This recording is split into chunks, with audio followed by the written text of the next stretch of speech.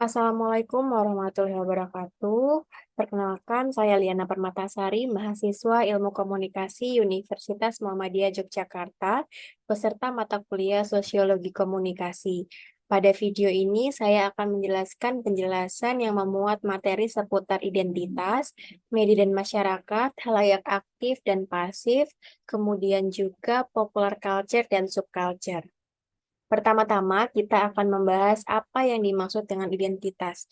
Jadi, identitas berasal dari kata identify yang berarti ciri-ciri, tanda-tanda, atau jati diri yang membedakan seseorang dari orang lain. Identitas diri adalah kesadaran individu untuk menempatkan diri dan memberikan arti pada dirinya sebagai seorang pribadi yang unik serta memiliki ciri-ciri berbeda dengan kelompoknya, memiliki keyakinan yang relatif stabil, serta memiliki peran penting dalam konteks kehidupan bermasyarakat.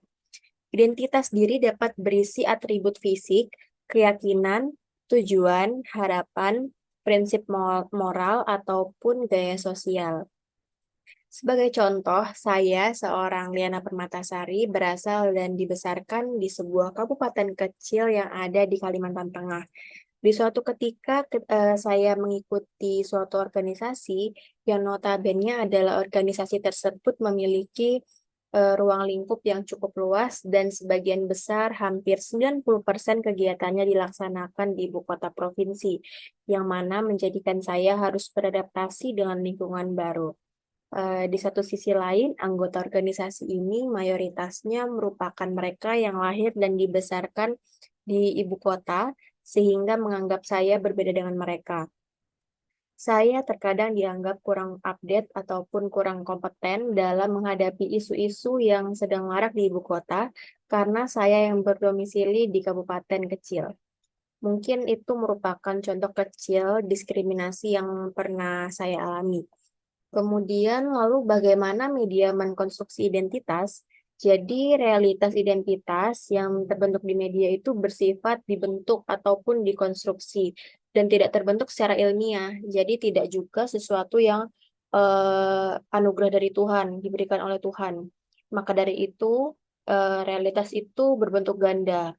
Jadi, setiap orang mempunyai konstruksi yang berbeda-beda atas suatu realitas.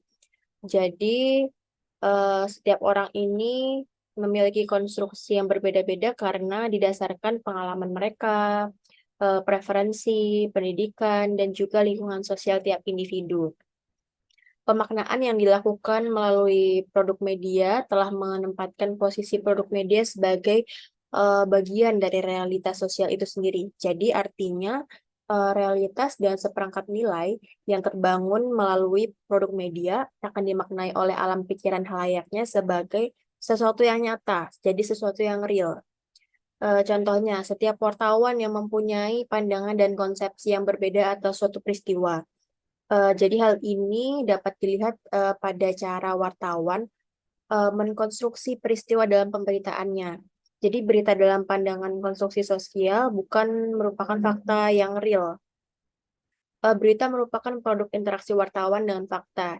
Jadi realitas sosial tidak begitu saja menjadi berita, tetapi melalui beberapa proses, beberapa tahapan. Di antaranya proses internalisasi wartawan yang berhadapan dengan realitas yang diamati dengan diserapnya informasi tersebut dalam kesadarannya. Kemudian proses selanjutnya adalah eksternalisasi. Tetapi bukan itu saja, jadi konstruksi realitas terbentuk bukan hanya dari cara wartawan memandang realitas, tetapi juga bagaimana kehidupan politik tempat media itu berada. Jadi sistem politik yang diterapkan sebuah negara itu ikut menentukan mekanisme cara kerja media massa tersebut mengkonstruksi sebuah realitas. Kemudian, bagaimana sih cara menganalisis media? Itu ada dua cara, yaitu melalui transmissional view dan meaning-based view. Jadi, yang pertama-tama, transmissional view itu merupakan bentuk dari paradigma positivistik. Jadi, positivisme adalah pendekatan yang dominan untuk penelitian dalam ilmu sosial. Mengapa? Karena menggabungkan penggunaan metode ilmiah dan bahasa dalam menyelidiki pengalaman manusia dan fenomena sosial. Jadi pendekatan ini itu bertujuan untuk mengurangi subjektivitas peneliti. Jadi subjektivitas itu diminimalisir sedemikian rupa lewat penggunaan metode ilmiah ala ilmu alam. Jadi positivisme ini bertujuan untuk mencapai pemahaman tentang fenomena berdasarkan pengamatan dan eksperimen. Sehingga cara pandang positivistik ini melihat pengetahuan sebagai produk pengalaman yang ditafsirkan menggunakan metode deduksi rasional. Jadi, logika deduksi itu adalah mencoba memahami pengalaman dengan melihat hal-hal yang umum. Jadi, mengacu pada teori yang sudah ada ke hal-hal yang bersifat khusus untuk memprediksi fenomena atau pengalaman yang akan dianalisis. Contohnya saat kita menyaksikan berita yang menjadi hot issue saat ini, yaitu menjelang Pilpres 2024, kita berfokus pada, kalau kita menggunakan transmissional view, itu kita berfokus pada pemberitaan seputar pasangan calon capres, terus kemudian program kerja ke depannya seperti apa, dan lain sebagainya. Kemudian kalau kita menggunakan meaning base, eh, meaning base ini masuk dalam paradigma interpretif dan juga merupakan bentuk dari paradigma kritis. Pertama-tama kalau paradigma interpretif, sedikit mengulang, jadi paradigma ini berupaya untuk memahami makna dari suatu peristiwa, jadi bukan untuk meramalkan atau memprediksi, untuk mencari generalisasi seperti yang menjadi tujuan dari riset-riset dari positivistik berasal dari namanya saja, yaitu interpret, yaitu mampu memahami dan menafsirkan bagaimana para pelaku sosial yang bersangkutan menciptakan dan memelihara atau mengelola dunia sosial mereka masing-masing. Dan paradigma kritis itu realitas dipahami sebagai kesadaran palsu yang dibentuk dan dikukuhkan oleh kekuatan-kekuatan ekonomi, sosial, dan budaya. Jadi kalau kita mengamati atau menganalisis media menggunakan meaning base, itu kita menyaksikannya seperti ini. Saat kita menonton hot issue seputar Pilpres 2024, kita itu mempertanyakan siapa sih wartawan yang meliput, wartawannya pria atau wanita sih, terus kemudian wartawannya ini sebenarnya mendukung eh, capres pihak mana sehingga dia dapat memberitakan hal seperti itu. Jadi seperti itu. Kemudian selanjutnya ada tipe halayak itu dibagi menjadi dua, yaitu halayak aktif dan halayak pasif. Jadi untuk halayak aktif sendiri itu adalah orang-orang yang secara aktif menerima informasi dari media dan memahami pesan berdasarkan konteks sosial dan pribadi mereka. Jadi mereka melakukan ini secara tidak sengaja tetapi secara aktif melakukannya untuk memberikan umpan balik ataupun kita bisa sebut feedback. Mendengarkan berorientasi waktu, orang, konten, dan tindakan adalah gaya mendengarkan yang paling umum. Jadi contohnya saat kita bermain video game, jadi sifatnya itu interaktif.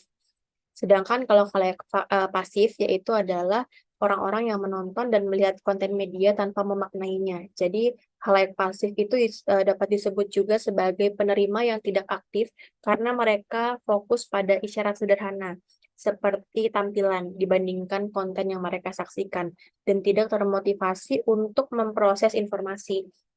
Berbeda dengan aktif tadi, kalau yang pasif ini kita cukup menonton video game, jadi tidak ada komunikasi interaktif di dalamnya, jadi tidak ada feedback. Kemudian tipe teori halayak itu yang pertama ada hypodermic needle effect. Itu menurut teori ini media mempengaruhi halayak umum secara langsung dan kuat. Jadi teori ini adalah teori komunikasi linear yang menunjukkan bahwa pesan media itu masuk langsung ke otak audiens yang pasif dan homogen. Jadi teori ini juga menunjukkan bahwa teks media tertutup dan halayak dipengaruhi dengan cara yang sama. Kemudian yang kedua adalah cultivation teori, tidak jauh dari hypodermic needle effect tadi.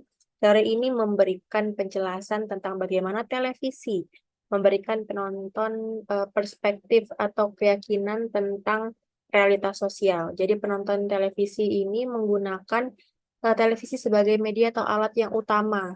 Jadi cultivation ini terjadi pada media massa, tapi maraknya itu terjadi pada pengguna televisi. Jadi sebagai media atau alat utama untuk belajar tentang masyarakat dan budaya di sekitar mereka. Jadi hal ini berakibat televisi itu menentukan persepsi pemirsa tentang masyarakat dan budaya. Kemudian yang ketiga ada two-step flow. Jadi menurut model ini, pesan media massa itu tidak memiliki pengaruh langsung pada halayaknya. Jadi sebaliknya mereka melakukannya untuk orang yang dianggap opinion leaders, yang biasanya terdiri dari kelompok kecil yang memiliki pengaruh besar dalam masyarakat. Mereka itu si opinion leaders ini memiliki fungsi sebagai perantara untuk menyampaikan pesan dari media massa kepada teman, keluarga, ataupun rekan. Kemudian yang keempat ada reception theory. Jadi dalam teori ini yang dikemukakan oleh Stuart Hall, jadi proses penerimaan pesan itu terdiri dari encoding dan decoding itu berlangsung lebih kompleks. Jadi halayak tidak hanya menerima pesan yang disampaikan oleh pengirim pesan, tetapi mereka juga bisa mereproduksi pesan yang disampaikan. Kemudian yang terakhir itu ada uses and gratification theory. Eh, Teori ini yang dikembangkan oleh eh, Kass dan Gurevich itu telah banyak digunakan dalam penelitian tentang penggunaan media dan memberikan perhatian pada apa yang dilakukan halayak terhadap media. Jadi teori ini telah mengalami banyak perubahan terutama dalam hal konsep gratifikasi. Kemudian yang terakhir kita akan membahas budaya populer atau pop culture atau yang biasa disebut dengan budaya pop atau kultur populer adalah merupakan kumpulan ide ataupun perspektif, perilaku, citra, dan fenomena lainnya yang dipilih oleh masyarakat umum dalam arus utama sebuah budaya, terutama ini di budaya barat. Jadi media massa memiliki pengaruh yang signifikan terhadap kumpulan ide ini.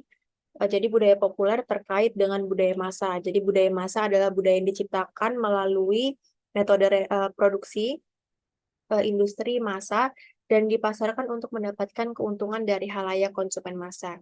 Jadi oleh karena itu, faktor-faktor kemudahan teknologi dan media sosial yang terus-menerus membentuk budaya populer dan mengubahnya menjadi budaya massa yang baru.